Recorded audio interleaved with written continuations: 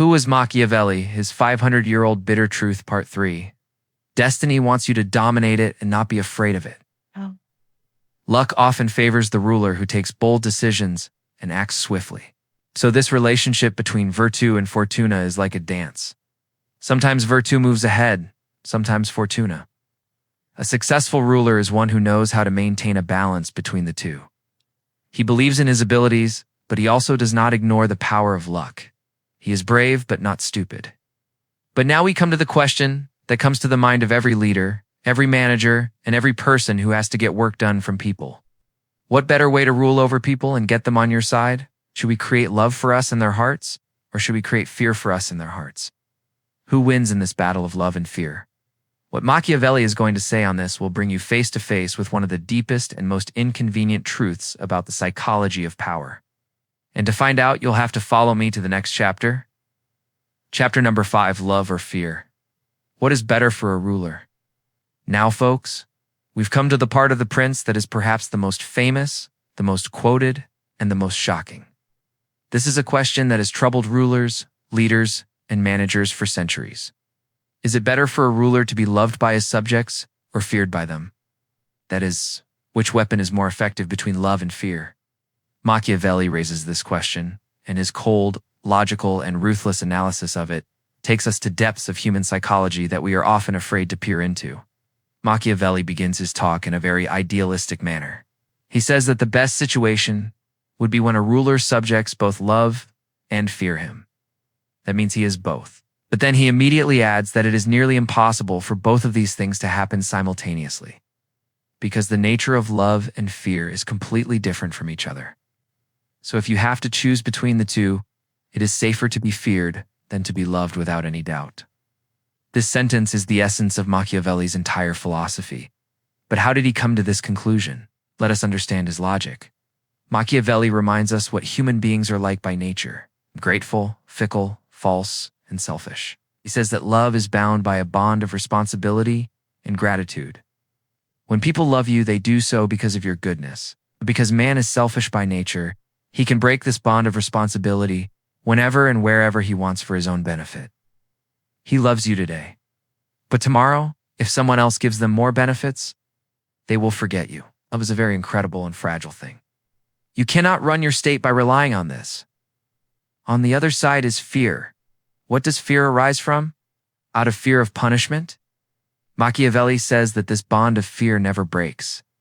People will think 1,000 times before betraying you, going against you, because they know that if they get caught, they will get a terrible punishment. Love depends on the will of people, but fear is in your control. You could and force people to love you, but you can definitely force them to obey by threatening them with punishment. Therefore, a wise ruler will always trust what is within his own control. That means not being afraid of things that are under the control of others. That means love. But here, Machiavelli gives a very important warning. He says that a ruler must inspire awe, but avoid hatred. There is a very fine line between fear and hate. Fear works as long as people feel. The ruler is strict but just. But if people begin to feel that the ruler is simply cruel and tyrannical, then their fear will turn into hatred. And when many people start hating you, they will conspire against you and will not leave any chance to overthrow you. So how do we avoid hatred? C.S. Bailey gives a very simple and practical rule for this.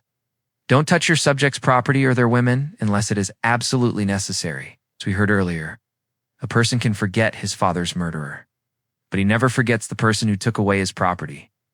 As long as you protect people's wealth and honor, they will continue to live their lives quietly in fear of you. So the message of the mansion is clear. A ruler should not be hungry for the love of his subjects. He should behave not like a kind father, but like a strict master. Shouldn't be afraid to show his power. Necessary, cruelty must be used to set an example for others. But this cruelty must always be deliberate, measured, and for the good of the state, and not just for the sake of my whims. This is a very difficult balance. To create fear, but avoid hatred. But this, according to Machiavelli, is the key to successful governance. But are fear and power alone enough? Should a ruler always speak the truth and keep his promises, or is deception? Also, an essential weapon in this game of politics. The advice Machiavelli gives on. This is perhaps some of his most controversial. And 2, know this, you will have to go to the next chapter, where we will hear the famous story of the lion and the fox. Chapter number 6, the lion and the fox. When should a ruler be powerful, and when should he be clever? In the last chapter, we looked at the difficult battle between love and fear and understood why Machiavelli considers fear a more reliable weapon. But the game of power is not won only by strength. Sometimes you also have to use your intelligence and cleverness. In this chapter, we will learn another very famous principle of Machiavelli, which teaches a ruler when he should be powerful like a lion and when he should be cunning like a fox. This theory tells us that in politics, it is more important to wear the right mask at the right time than to fight directly. Machiavelli raises a very fundamental question. Must a ruler always keep his promises and behave honestly? All the moral and religious thinkers of that time answered this in the affirmative. They used to say that a king's word should be set in stone. But Machiavelli, as always, rejects this idealistic view. He says that history is witness to those rulers who have done great things. He has cared little for his words or his promises. He has used his cleverness to manipulate the minds of other people and ultimately won over those rulers who relied only on his honesty. To explain this, he tells us that there are 2 ways of selling lad. One is the method of law, which is for human beings, and the other is the method of force, which is for animals. But because the way of the law is often not enough, a ruler must also learn to use the way of the animals. And among animals also, he should learn from 2 special animals, lion and fox. The lion is very powerful and fearsome. He can scare away a pack of spies. But the lion is not clever. He fails to recognize the traps and snares and gets caught in them. On the other hand, the fox is very clever and smart. She recognizes every trap and snare. But she is not strong enough to fight the traitors. Therefore, Machiavelli says that a successful ruler must be a mixture of both. He must be a lion to scare away traitors and a fox to recognize the traps. What does this mean practically?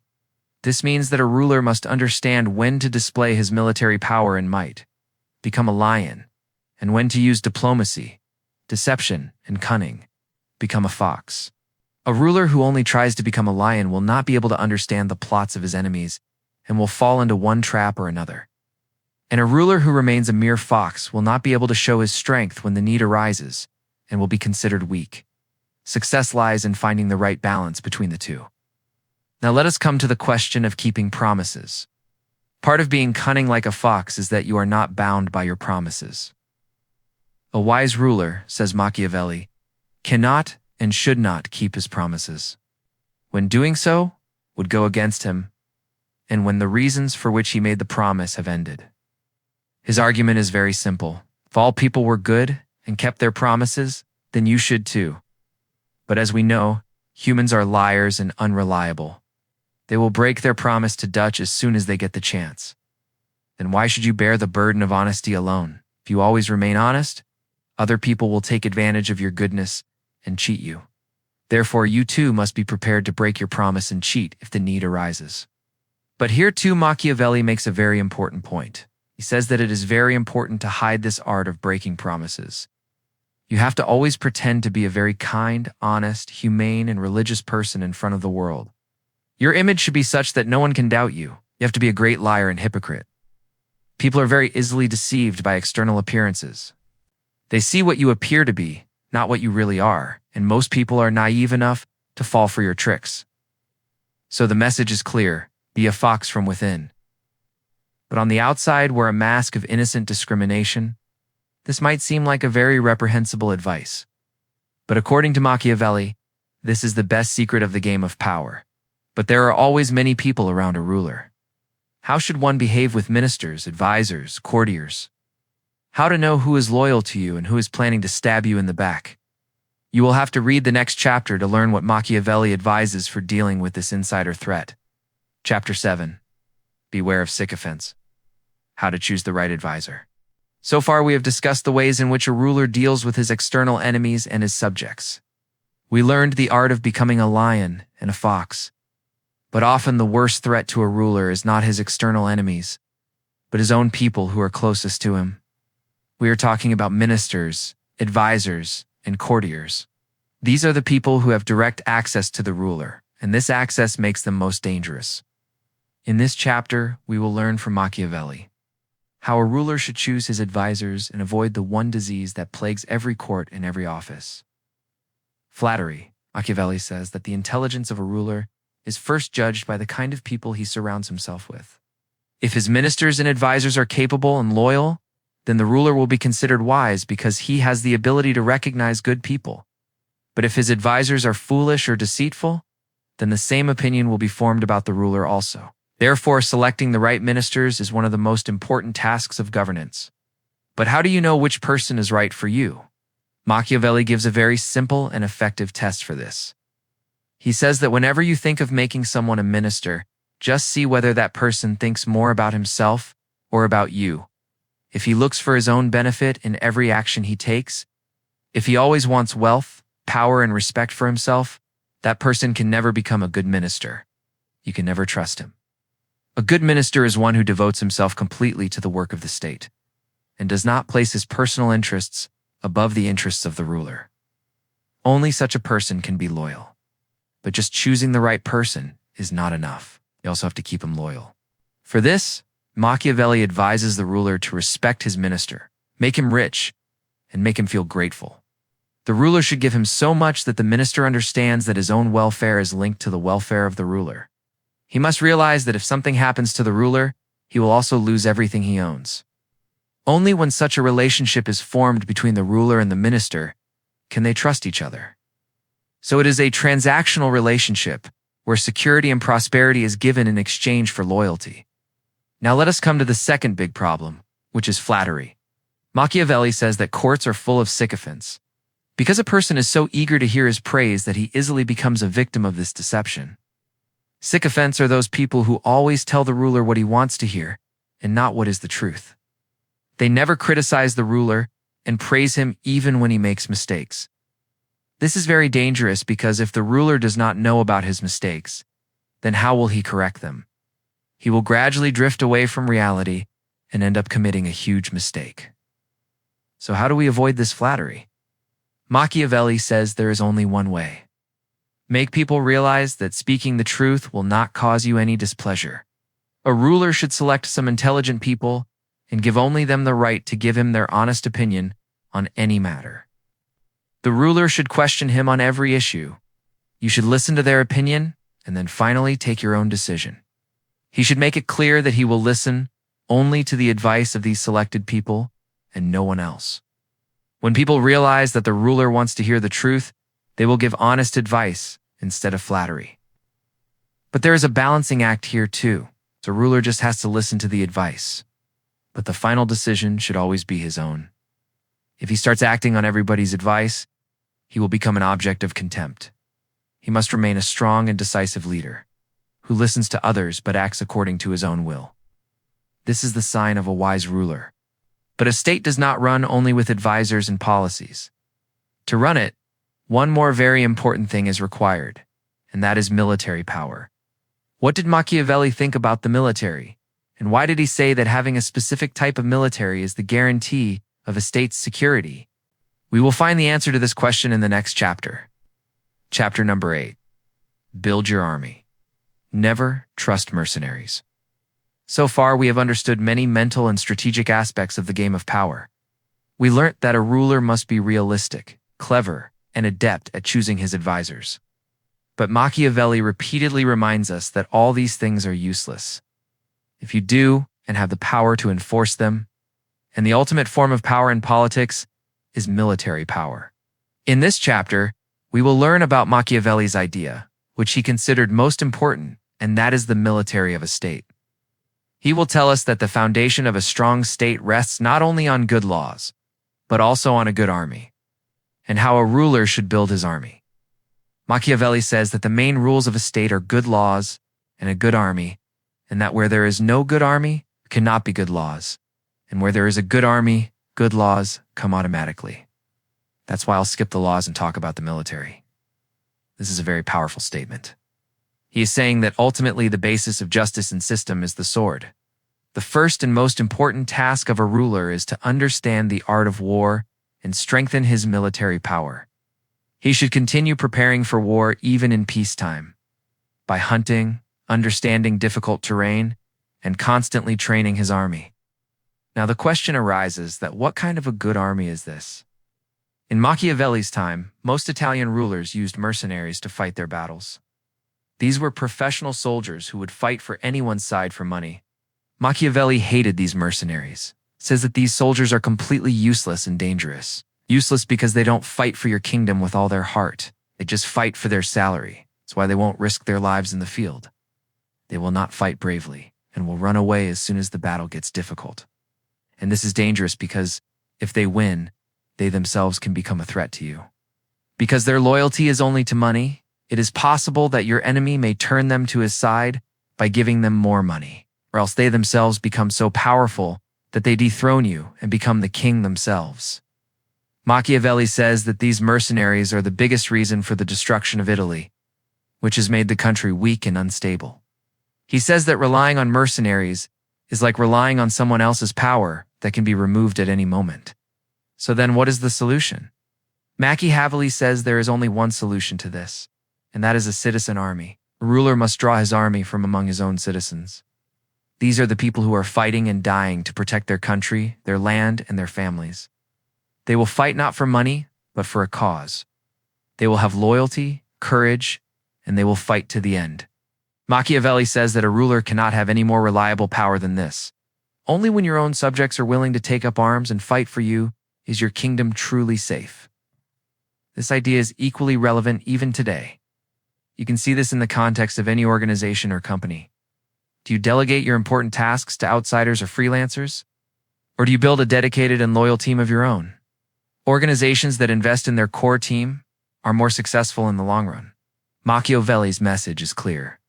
Always keep your source of strength within you, in your people. Do not depend on any external support.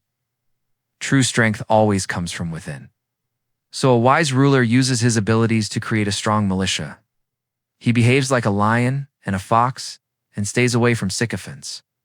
He believes more in fear than love, seems to have figured out the perfect formula for success. But is this enough? Is there any power that can destroy even the most capable ruler and the strongest army in an instant? Yes, there is a force, and that is luck, or what Machiavelli calls fortuna. In the next chapter, we will see how strong or helpless a ruler is in the face of fate, despite his abilities. Chapter number 9, The Art of Showmanship. What should the ruler look like? By now, we have understood almost every aspect of the game of power. We learned what a ruler should be like from within. It's tough, realistic, ruthless, and cunning when needed. But now we come to a very interesting and important question. What should a ruler look like from the outside? What should his public image be like? Should he show his true, brutal nature to the world? Or should he wear a mask? In this chapter, we will learn the art of pretense and hypocrisy from Machiavelli.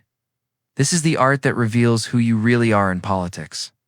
What is more important is what people think of you. Machiavelli makes a very profound point. He says that it is not necessary for a ruler to have all the qualities that are considered good, such as kindness, honesty, generosity, and righteousness. But it is very important that he pretends to have these qualities. Why so? Because common people, as we discussed earlier, are very simple. They only look at the outer appearance. They look at the results of your actions, not the methods by which you achieve those results. Machiavelli says everybody sees what you appear to be. Only a few people can realize who you really are, and those few are so few that they do not dare to stand against the majority. What qualities should a ruler pretend to have, especially when the majority has the support of the power of the state? Machiavelli lists 5 virtues: kind, loyal, humane, honest, and religious. He should show in everything he says and does as if he is full of these qualities. Especially, it is very important to show religiosity, because common people are very much influenced by religion and easily trust a ruler who looks religious. But Machiavelli quickly warns that you only have to pretend to do this. Actually, these are not to be followed. Your mind and your thoughts should always be prepared in such a way that when needed PDH, you can do exactly opposite to these qualities. If you have to be cruel to save the kingdom, then you must be cruel. If it is necessary to break a promise, then the promise must be broken. If inhuman behavior is necessary, then that too will have to be done. It's a kind of double life. You are a saint before the world. But behind closed doors, you are a consummate politician. Machiavelli says that a ruler must always fear two things. One was rebellion of its subjects, and the other was attack by some outside power. He can save himself from external attack with the help of his good army and good friends. And if his external affairs are fine, then his internal affairs will also be fine, unless there is some conspiracy. And the best way to avoid conspiracies is to not become the object of hatred of your people. And, as we have seen, one way to escape hatred is to preserve one's property and dignity. And the other way is to maintain the image of being a virtuous ruler. If people consider you kind, honest, and just, they will not easily join any conspiracy against you. So this art of showing off is like a protective shield. Presents your actual tough policies wrapped in a sweet syrup, so that people swallow it easily. It gives you the moral right to do things that are actually immoral. Famous example is Machiavelli. It is the greatness of purpose that makes the action respectable. If you succeed in saving and strengthening your kingdom, then people will always justify your methods and praise you. Because Bidge is always the worshipper of success. He does not care how the victory was achieved. We see this principle everywhere in today's world, especially in politics and the corporate world. Leaders and CEOs spend millions on their public relations teams to create a certain image for themselves. They get photographed while making donations, talks about saving the environment, and presents himself as a great and noble person. But are they really like that? Machiavelli teaches us that we must learn to see behind this appearance. We must judge leaders not by their words, but by the real results of their actions. But now we are moving on to the final and most emotional part of the book. After all these cold and cruel sermons, Machiavelli suddenly makes a very passionate appeal. What is it about, and how does it reveal the prince's true motives? To know this, you must follow me to the last chapter. Chapter 10 Conclusion. Was Machiavelli a messenger of Satan or a patriot? Friends, we have come to the end of this profound and often disturbing journey through Machiavelli, the Prince. We have traveled those dark corridors of power where morality is a burden and success is the only truth. We have heard the cold, brutal, and realistic advice given to a ruler. Now finally, it is natural to ask the question, what should we say about Machiavelli? Was he really a devil's teacher? As many say, he was the one who taught cruelty and deceit to the rulers, or maybe there was some deeper and nobler motive hidden behind his harsh words. In this final chapter, we will try to remove the mask of the DDHA, allegations that have fallen on this book, and recognize the true face of Machiavelli. If we read The Prince only on the surface, it seems to be a very immoral book indeed. It recommends lying, breaking promises, using cruelty, and relying more on fear than love. These are all things that our common morality considers bad. This is why the term Machiavellian is still used today to describe someone who is cunning, deceitful, and willing to stop at nothing to achieve their goals. For centuries, Machiavelli was seen as a villain who poisoned politics. But many thinkers believe that to understand Machiavelli, we need to go a little deeper. We have to understand the time and the circumstances in which this book was written. As we discussed in the first chapter, Machiavelli's Italy was torn into pieces. It was weak and a puppet in the hands of foreign powers. Machiavelli was a true patriot and was deeply saddened by the plight of his country. He wanted to see a strong and unified Italy that could drive out these foreign invaders. The Prince is actually a recipe to achieve this great goal. Machiavelli believed that, to save Italy, a new prince was needed who was free from the shackles of traditional morality and had the courage to take any tough decision to save the state. His ultimate goal was not to spread oppression, but to establish a strong and stable state by eliminating oppression and chaos. From this perspective, Machiavelli is like a doctor. When a patient develops gangrene in his leg, the doctor has to amputate the leg so that the entire body can be saved. Cutting off a leg is a cruel and violent act, but it is a necessary evil. Machiavelli is also saying the same thing. He is saying that in order to correct the corruption, disorder, and weakness that is spread in the state, the ruler will sometimes have to resort to an operation of cruelty and deception. This operation is not pleasant, but it is necessary to save the entire kingdom. So his advice to rulers is not to be immoral, but to understand that sometimes one has to do a lesser evil for the greater good. And there is a third perspective, which is perhaps the most interesting. Some argue that The Prince is not actually a handbook for rulers, but rather a warning to the public. Machiavelli deliberately exposed all the dirty secrets of rulers and placed them before the public. For the first time, he showed the world how rulers actually think and work. He wanted to teach the public that, see, this is how your rulers deceive you. This is how they use your emotions, and this is how they maintain their power so that the public becomes aware and recognizes these tactics. From this perspective, Machiavelli becomes a revolutionary who is educating the people against the rulers. He appears to be a supporter of democracy, not of the prince. So who was Machiavelli? A devil, a patriot, or a revolutionary? Maybe he was a little bit of a mix of all three. His book gives us no easy answers, makes us uncomfortable, and makes us think, and perhaps that is the mark of a great book. The Prince teaches us that the world is not a neat and tidy place. Here power, selfishness, and fear have their own reality. If we want, we can turn away from this reality and live in a world of ideals. Or we can understand this reality. We can learn its rules and then use this knowledge to live a better and more aware life. The choice is ours. Machiavelli has simply placed a mirror before us. Now it depends on us what we see in that mirror. And with this, friends, today we reach the end of this amazing journey. Through this inspiring book, we learn together how a deeper understanding of power and human nature shapes our lives, and how we can use this knowledge to see the world as it is. I hope that whatever we have learned through this audiobook will not be limited to just listening, but will also guide your life. Remember, this knowledge is not just information, but the key to awakening the immense potential within you. This audiobook teaches you how to be realistic, how to understand human nature, and create your own strategies to attract health, happiness, and prosperity into your life. But most importantly, it also teaches you how powerful you are and how much potential you have hidden within you to understand the world and succeed in it. Now that you're finishing listening to this audiobook, I want to make a request to you. Remember these principles. Consider these and try to apply them in your daily life, and always remember them. You have immense power within you and you can achieve whatever you want. Thank you for your valuable time and for joining me on this journey. I hope you enjoyed this audiobook and that it taught you something new about power, politics, and the human mind. If you liked this video, then like it.